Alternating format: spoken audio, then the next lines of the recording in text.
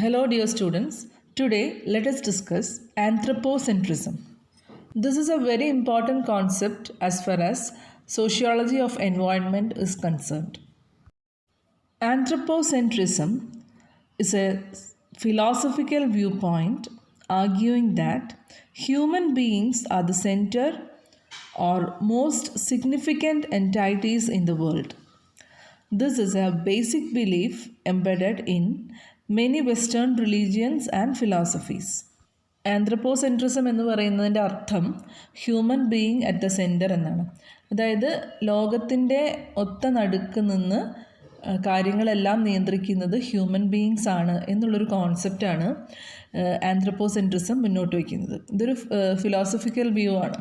അതായത് പ്രകൃതിയെ മുഴുവനും കൺട്രോൾ ചെയ്യാനുള്ള ആജ്ഞാശക്തിയും പവറും എല്ലാം ഉള്ളത് മനുഷ്യന്മാർക്കാണ് എന്നുള്ളൊരു കോൺസെപ്റ്റാണ് anthropocentrism. Okay, it is derived from a Greek word anthropos which means human beings and kentron means centre. It regards human beings as a central element of universe, assuming human beings is to be the final aim of the universe. മനുഷ്യന് വേണ്ടിയിട്ടാണ് പ്രകൃതിയിൽ എന്തുമുള്ളത്, മനുഷ്യൻ്റെ ആവശ്യങ്ങൾ നിവൃത്തിയാക്കാൻ വേണ്ടിയിട്ടാണ് പ്രകൃതി തന്നെ ഉണ്ടാക്കപ്പെട്ടിട്ടുള്ളത് എന്നുള്ള ഒരു വ്യൂ പോയിൻറ്റിനെയാണ് ആന്ത്രപ്പോസെൻട്രിസം എന്ന് പറയുന്നത്. Placing humanity at the centre so that other forms of life will be regarded only as a sources to be consumed by the human beings. മനുഷ്യന് ഉപഭോഗ വസ്തുക്കളാകാൻ വേണ്ടി മാത്രം സൃഷ്ടിക്കപ്പെട്ടിട്ടുള്ളവയാണ് ചുറ്റുപാടുമുള്ളത് എന്നാണ് ഈ ഒരു ആന്ത്രപ്പോസെൻട്രിസം എന്ന ഫിലോസഫി മുന്നോട്ട് വയ്ക്കുന്നത്. മൊറാലിറ്റിയും മോറൽ വ്യൂ പോയിൻറ്റ്സും എല്ലാം തന്നെ ഹോൾഡ് ചെയ്യുന്നത് ഹ്യൂമൻ ബീയിങ്സ് മാത്രമാണ് എന്നൊക്കെയാണ് ഈ ഒരു ഫിലോസഫിയുടെ കോൺസെപ്റ്റ്സ് എന്ന് പറയുന്നത്. അപ്പം വെസ്റ്റേൺ ആയിട്ടുള്ള ഫിലോസഫിയുടെയും വെസ്റ്റേൺ മതങ്ങളുടെയും ഒക്കെ പ്രധാനപ്പെട്ട ഒരു എലിമെൻ്റാണ് ഈ ഒരു ആന്ത്രപ്പോസെൻട്രിസം എന്ന് പറയുന്നത്, എക്സ്പെഷ്യലി ബിബ്ലിക്കൽ ടേംസിൽ. ബൈബിളിലെ ഉൽപ്പത്തി എന്ന് പറയുന്ന പുസ്തകത്തിൽ പ്രധാനമായിട്ടും അത് തുടങ്ങുന്നത് തന്നെ മനുഷ്യൻ സൃഷ്ടിക്കപ്പെട്ടിട്ടുള്ളത് ദൈവത്തിൻ്റെ രൂപത്തിലും സാദൃശ്യത്തിലും ഛായയിലുമാണ് എന്നാണ്. ഓക്കെ, അപ്പം സർവത്തിനെയും അടക്കി വാഴാനും അതിനെയെല്ലാം ഉപയോഗിക്കാനുമുള്ള ആജ്ഞാശക്തിയും റൈറ്റും ഒക്കെ കൊടുത്തിട്ടാണ് ദൈവം മനുഷ്യനെ ഭൂമിയിലേക്ക് അയച്ചത് എന്നുള്ള ഒരു കോൺസെപ്റ്റാണ് ഈ ഒരു ജെനസിസ് എന്ന് പറയുന്ന അല്ലെങ്കിൽ ഉൽപ്പത്തി പുസ്തകം മുന്നോട്ട് വയ്ക്കുന്നത്. ലിൻ വൈറ്റ് ജൂനിയർ എന്ന് പറയുന്ന എൻവയോൺമെൻ്റലിസ്റ്റ് ഹിസ്റ്റോറിയൻ്റെ അഭിപ്രായത്തിൽ ക്രിസ്ത്യാനിറ്റിയാണ് ഏറ്റവും ആന്ത്രപ്പോസെൻട്രിക് ആയിട്ടുള്ള റിലീജിയൻ എന്നാണ് അദ്ദേഹം പറയുന്നത്. ഇന്നത്തെ എക്കോളജിക്കൽ ക്രൈസിസിനൊക്കെ കാരണമായിട്ടുള്ള ഹ്യൂമൻ സുപ്പീരിയോറിറ്റി കോംപ്ലക്സ് ഒക്കെ ഒറിജിനേറ്റ് ചെയ്യപ്പെടുന്നത് ഇത്തരമൊരു പ്രസ്താവനയിൽ നിന്നാണ്. അതായത് മാൻ കോൺക്കേഴ്സ് നേച്ചർ എന്ന് പറയുന്ന ഒരു പ്രസ്താവന ബൈബിളിലുണ്ട്. ആ ഒരു പ്രസ്താവനയിൽ നിന്നാണ് ഇത്തരം ഇക്കോളജിക്കൽ ആയിട്ടുള്ള പ്രോബ്ലംസിൻ്റെ റൂട്ട് എന്നാണ് ഇദ്ദേഹത്തിൻ്റെ അഭിപ്രായം. ആന്ത്രപ്പോസെൻട്രിസം എന്ന് പറയുന്ന കോൺസെപ്റ്റിൻ്റെ ജസ്റ്റ് ഓപ്പോസിറ്റ് ആയിട്ടുള്ളൊരു വേർഷൻ ഉണ്ട്, ദാറ്റ് ഈസ് എക്കോസെൻട്രിസം.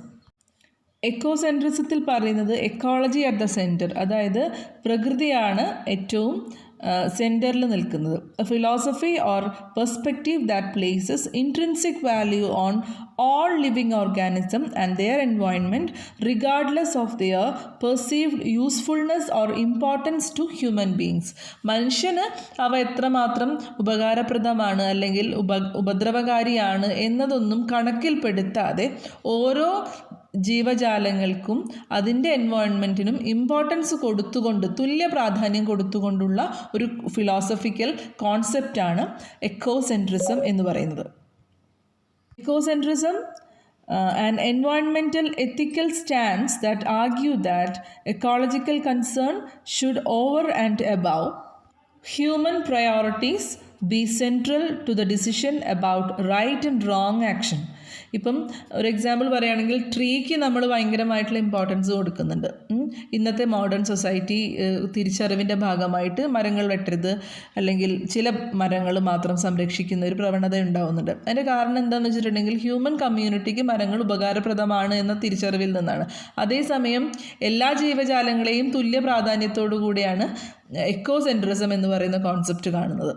നമുക്ക് എത്രമാത്രം ഉപകാരപ്രദം ആണ്, അല്ലെങ്കിൽ നമ്മുടെ ലൈഫിൽ അത് യൂസ്ഫുൾ ആണോ അല്ലയോ എന്നുള്ളതൊന്നും കണക്കിൽപ്പെടുത്താതെയാണ് എക്കോസെൻട്രിസം എന്ന കോൺസെപ്റ്റ് ജീവജാലങ്ങൾക്കെല്ലാം അതിലൊരു ഘടകം മാത്രമാണ് മനുഷ്യൻ എന്നുള്ള രീതിയിൽ ഇമ്പോർട്ടൻസ് കൊടുക്കുന്നത്. ഓക്കെ, ഇത് ആന്ത്രപ്പോസെൻട്രിസത്തിൻ്റെ ഒരു ഡയഗ്രമാറ്റിക് റെപ്രസെൻറ്റേഷൻ ആണ്. ഇനി നമുക്ക് എക്കോസെൻട്രിസം എങ്ങനെയാണെന്ന് നോക്കാം. എക്കോസെൻട്രിസത്തിൽ ഒരു മനുഷ്യൻ എങ്ങനെയാണ് ഇൻട്രാക്ട് ചെയ്യുന്നത്, എങ്ങനെയാണ് ജീവിക്കേണ്ടത് എന്നതിൻ്റെ ഒരു ഡയഗ്രമാറ്റിക് ആയിട്ടുള്ള റെപ്രസെൻറ്റേഷനാണിത്. This is a binary opposition of anthropocentrism and ecocentrism. You can read it from there. Anthropocentrism give importance to human world, culture, and it is civilized, structured, and morals and ethics are holded by human beings only, and the nature is for man is a basic concept of anthropocentrism, and it argues that man is to control nature.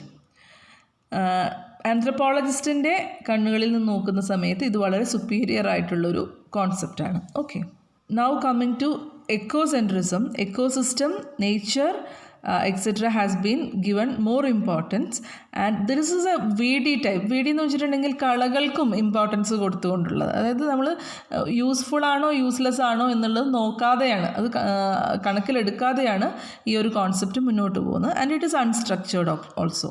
വളരെ പ്രാകൃതമായതുകൊണ്ട് തന്നെ എത്തിക്സും മോറൽസും ഒന്നുമില്ല. കടുവയും ഇതിൻ്റെ ഭാഗമാണ്, അതുപോലെ തന്നെ മുയലും ഇതിൻ്റെ ഭാഗമാണ്. Okay, man is nature. മനുഷ്യൻ എന്ന് പറയുന്നത് പ്രകൃതിക്ക് തുല്യമാണ് എന്നാണ് ഈ ഒരു എക്കോസെൻട്രിസം പറയുന്നത്. He cannot control nature.